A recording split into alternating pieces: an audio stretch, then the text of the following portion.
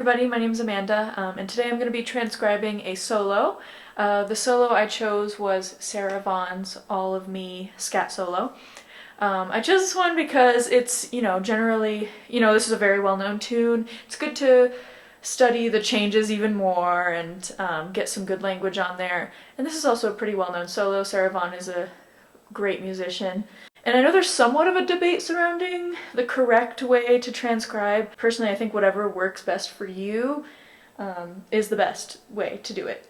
But I do think that people should experiment with different types, because I think you get something different out of it when you do it a different way. Some people like to, write it out as they go, in little bits, and then kind of learn it once they have it all written out. And then some people like to learn as they go, and that can include writing it down, or it can be just completely by ear. I tend to do the latter. I tend to learn it by ear completely. I think it helps me at least internalize the language better, and I'm able to memorize it a lot more quickly. At least for me, if I have it written out, I will rely on what I'm seeing as opposed to relying on my ear. So that's why I do it that way usually. I think there are some great benefits to writing it out as well. But I want to hear from you guys, like, what do you guys like to do and why do you think it's helpful? And I think, I could just shed some more light, I guess, on my process and kind of transcribing in general. I'm excited to do this.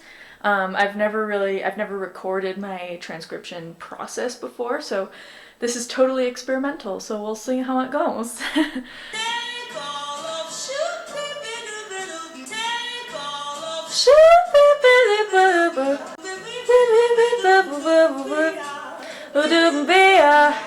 So what I like to do, kind of interrupting myself, I kind of mark it as I go. I do like very short segments. So I start with that whatever it is. Just kind of marked it. I'm not putting in 100% style yet, just marking it to kind of get that muscle memory going. And then I kind of like to go back and repeat it a few times. Oh,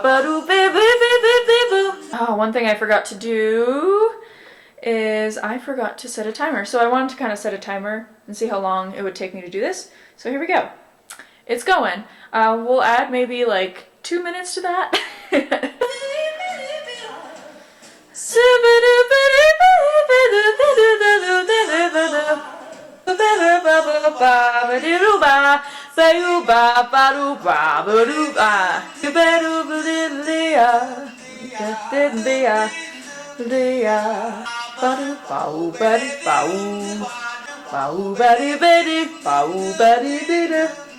Alright, let's go all the way back and reinforce all of that.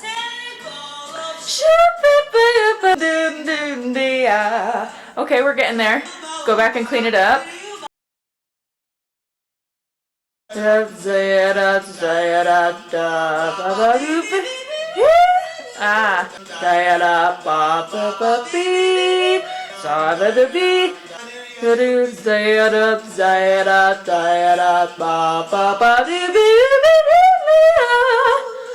Alright, go all the way back now. Reinforce that memorization.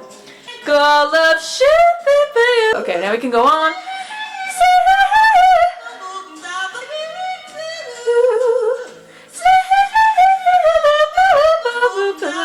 Sometimes I kind of like to anticipate what's happening and kind of like match pitch as it goes. So kind of, as you'll see here, there are parts that I know.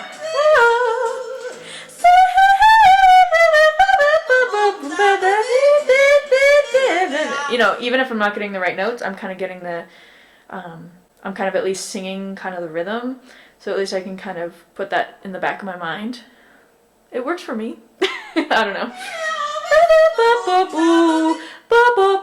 And then sometimes I like to pause and sing back immediately what I hear so that I can get it in my mind better, because then otherwise I'll get like distracted by what else is going on.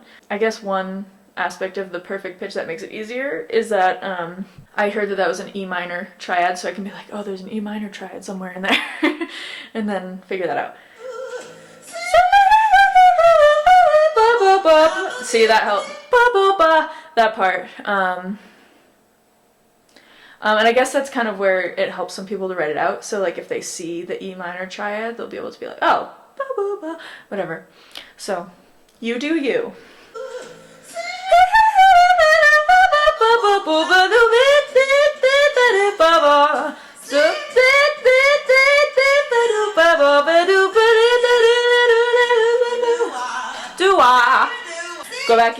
further.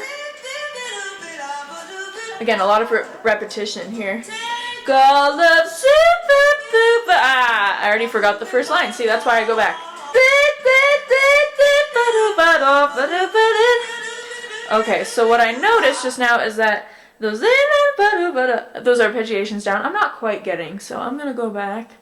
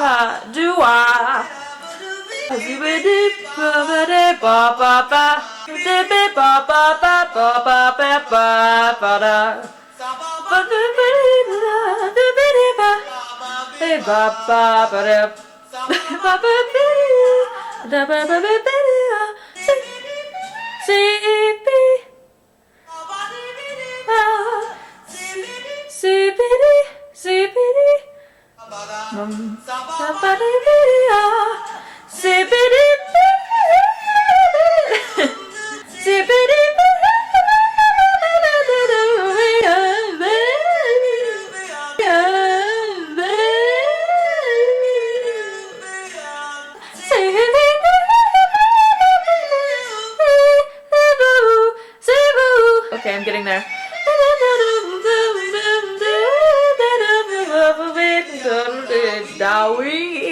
I know there's some ugly notes, ugly sounds coming out of me right now, but sometimes that's part of the process, so don't be ashamed of that.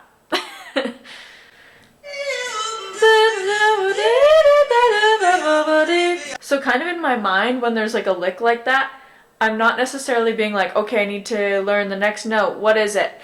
I'm kind of, in my mind, drawing a little map of what it does. So I hear this, there's that kind of part, and then there's like a, and then it loops up. I'm kind of looking more at the shape of the line in my mind, and then that helps me really kind of navigate, find the notes. So I make some ugly sounds as I'm trying to do that, but it works for me. So she's like, and then there's a or something. So kind of knowing the general shape helps me kind of clean up what's going on in between. Okay, so let's go back so I can really get that in my mind.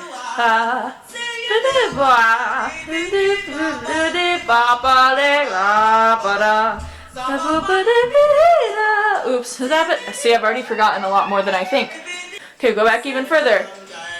Let's go all the way to the beginning. Let's be crazy. Okay, so there's obviously a lot there that I had like forgotten a little bit, so that's why it's good to keep going back. After you learn a line, put it in the context, because otherwise you'll just forget the other contexts and where it kind of fits into the line. So I'm gonna do that one more time for good measure.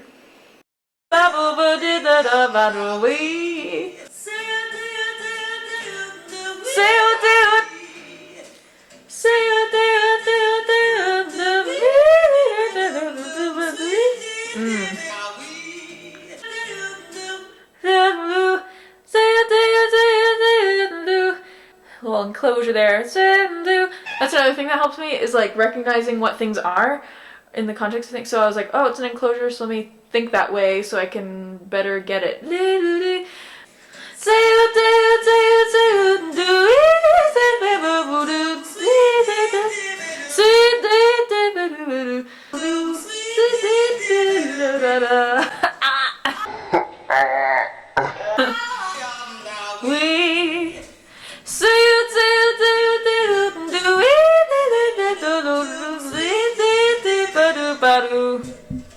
I need to get the syllables down, and that's kind of the most tedious part. Is kind of, we all have our own kind of style and how we might want to sing these things. They're a lot harder than people might think to come up with, and sometimes if you don't have the right syllables, it can sound really awkward. It's good to kind of branch out and just see what someone else does and learn what someone else does in terms of syllables, and just kind of, you know, imitating their sounds as much as you can. Like, I don't typically go blah blah blah like that, like, you know, thick heavy sound that she has kind of down low. That's not typical for me, but it's good for me to emulate that so I can use it in the future if I want to pull that out of my bag of tricks. Okay, let's do the whole thing again. Let's see if I can remember all those transitions into the different licks that I learned. I won't spend any more time for this video purposes learning the exact syllables, but that's something I would do in the next step. Okay, so let's try it. Call of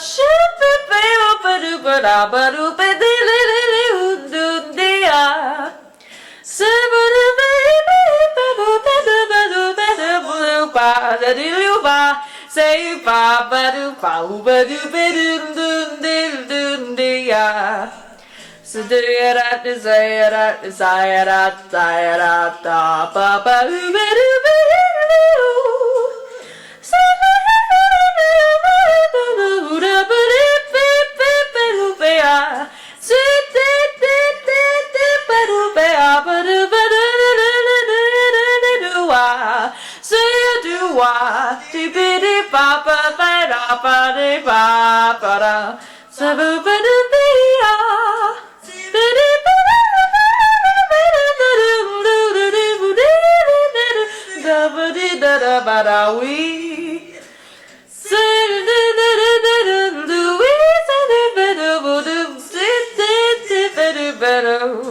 There we go.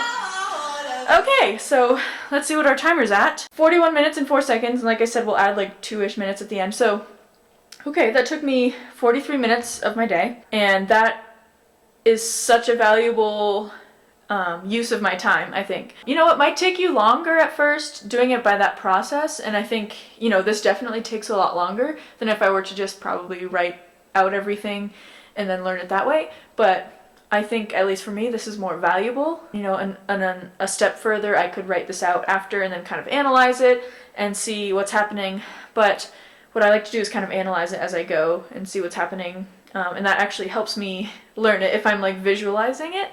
And that's also really good for your ears. It's really good for your theory studies and, you know, improvisation going forward.